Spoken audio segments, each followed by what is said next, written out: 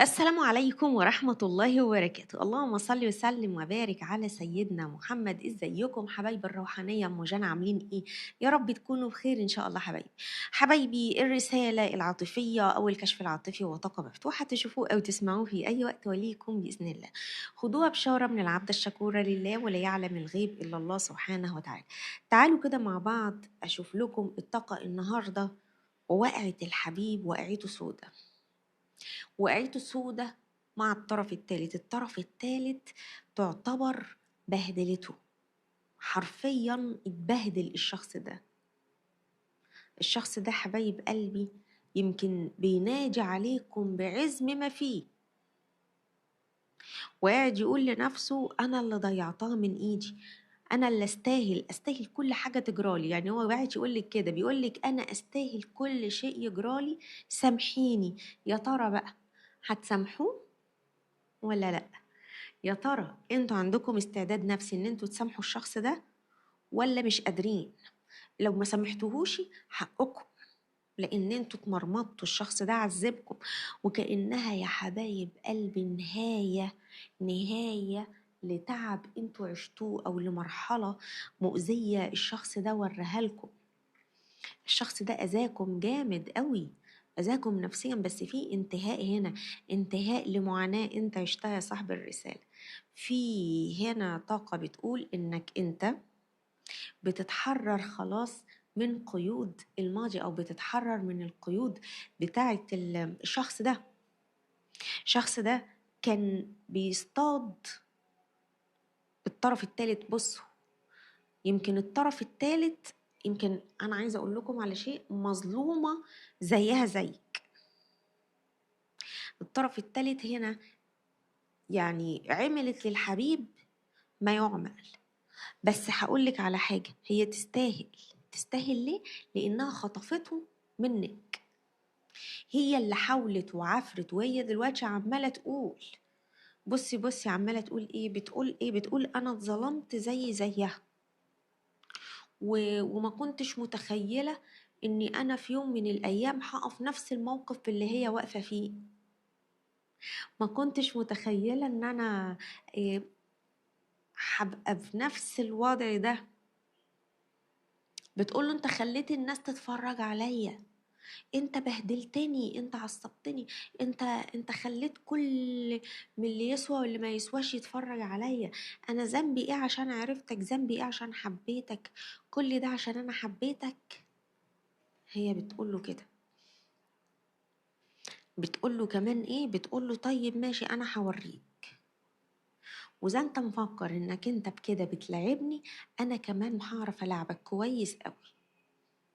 بتقوله كده نفس الكلام اللي انتوا سامعينه ده. يمكن هي بترقد له وحاطه في حساباتها، بس اللي انا عايزه اقوله لكم ان الشخص ده متعلق بيكوا انتوا قوي، وهي متعلقه بيه قوي. تحسوا كده زي انتوا التلاتة كل واحد فيكم بيجري ورا التاني.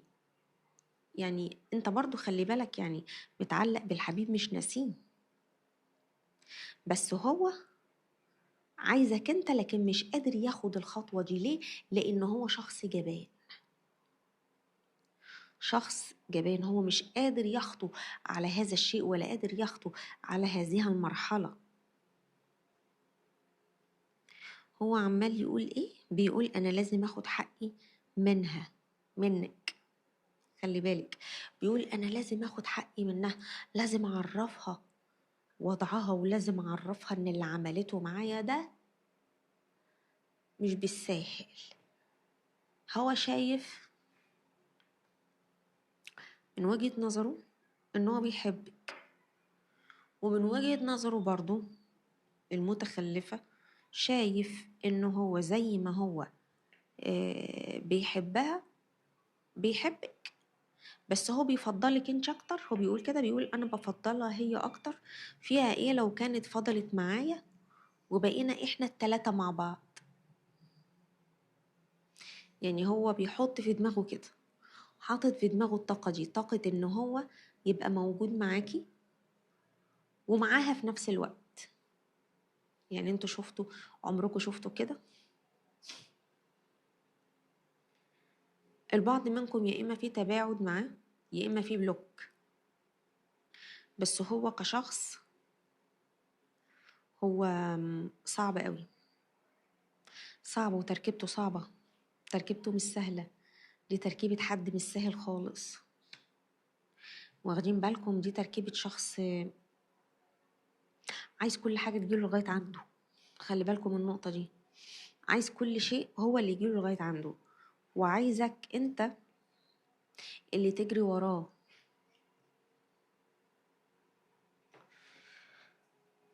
يعني هو هنا معمول له أسحار، خلي بالك الشخص ده، الشخص ده معمول له أسحار. الشخص ده مأذي، يمكن عشان كده مش قادر يسيطر على العلاقة بينك وبينه، ولا قادر ينهي العلاقة بينه وبين الطرف التالت.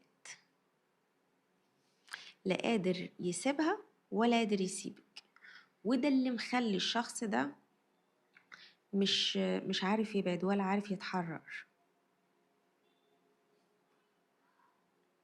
لدرجة ان هو قاعد يفكر يفكر يفكر ومش عارف يعمل ايه. يعني وصل لوضع وعمال كده بص يفكر ويأنب في نفسه، وبعدين يرجع يقول هو انا غلط؟ طيب هو انا ممكن اكون غلط؟ طاقة شخص غريبة قوي. اصل للأسف طموحه مبهدله. واخدين بالكم حبايبي؟ طموح الشخص ده مبهدله، مبهدله حرفيا. عمال يقول انا نفسي في الشيء الفلاني، ونفسي يكون عندي شبل، ونفسي ونفسي ونفسي، وانتوا اعقل منه، انتوا انقى منه، انتوا بتقدروا الامور عنه، انتوا عندكم حكمة، الحكمة دي هي مش عنده، ومش مدركها ولا يدركها ولا يعرف. خلي بالك،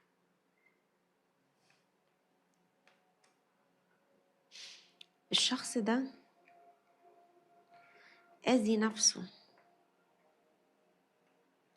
أذي نفسه وأذيك معاه. فاهميني يا حبايبي؟ وهو بيقولك ايه؟ بيقولك انا عايز اروح لدكتور نفسي. هنا يقولك انت مش قادر تفهمني، انا عايز اقعد وافضفض، انا عايز اقعد واتكلم، وانت مش قادر تفهمني خالص. ولازم تفهم اني انا جوايا كلام كتير قوي مش عارف اعبر عنه ولا عارف اشرحه. جوايا كلام كتير قوي، والكلام ده يفقد معناه لو خرج. والشخص ده على فكرة كان عنده معاناة في المال، في طاقة المال. الشخص ده كان عنده معاناة في طاقة المال، بس في طاقات سلبية هتخرج من عنده قريب ومنك. يعني طاقات سلبية هتخرج من عنده ومنك. ليه؟ لأن الشخص ده العلاقة ما بينكم هتتحسن وهتبقى قوية على فكرة. وكأن يا حبايب قلبي كل اللي حصل ده عشان تستفادوا، كل اللي حصل ده كان لموعظة عشان تقدروا تفهموا ليه ده كله كان بيحصل، أو انتوا كنتوا تفهموا حقيقة الموقف بالظبط.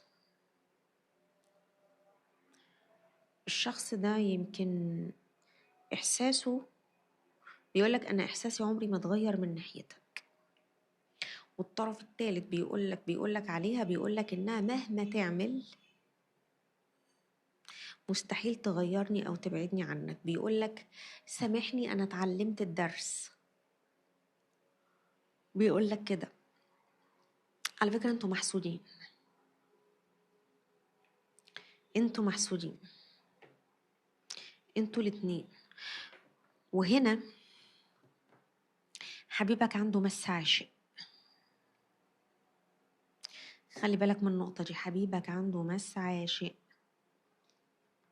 وبتطرده، يعني حبيبك في جنية بتطرده، في طاقة مؤذية بتطرده.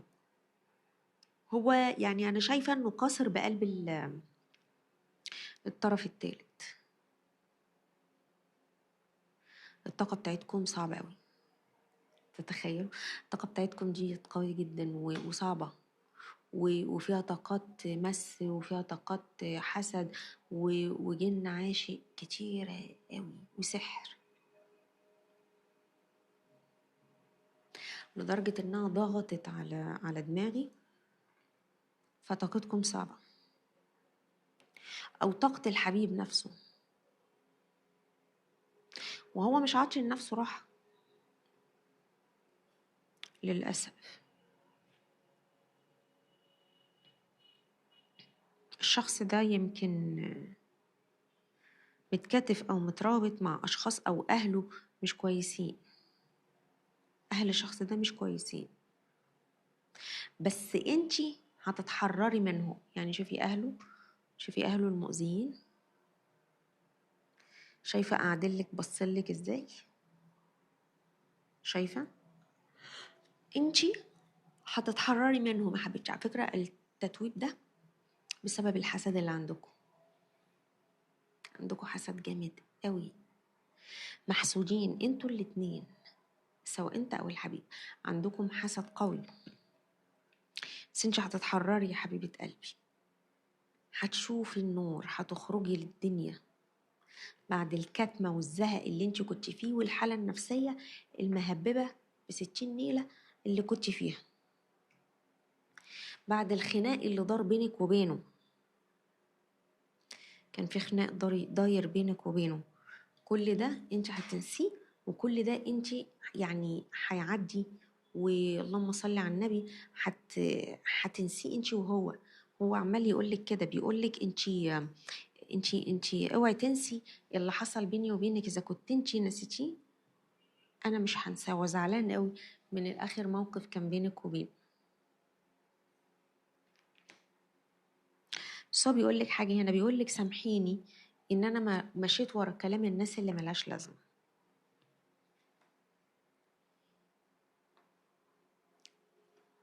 مع كلام الناس اللي هم بيمشوا في اي حاجه كده. فهو بيقولك سامحيني، سامحيني حرفيا، لاني انا كان المفروض ما انساقش ورا كلامهم.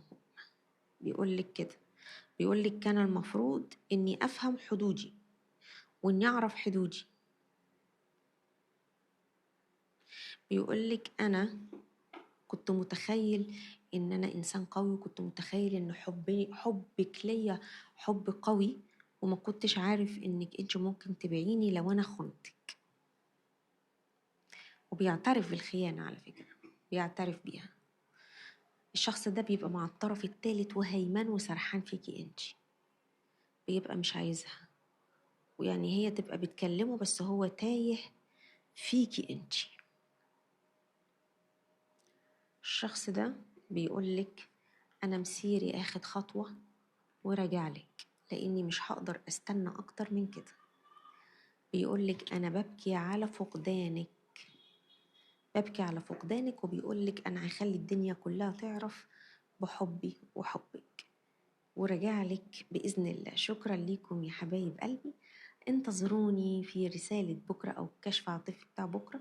كانت معكم الروحانية أم جنى، شكرا، والسلام عليكم ورحمة الله وبركاته.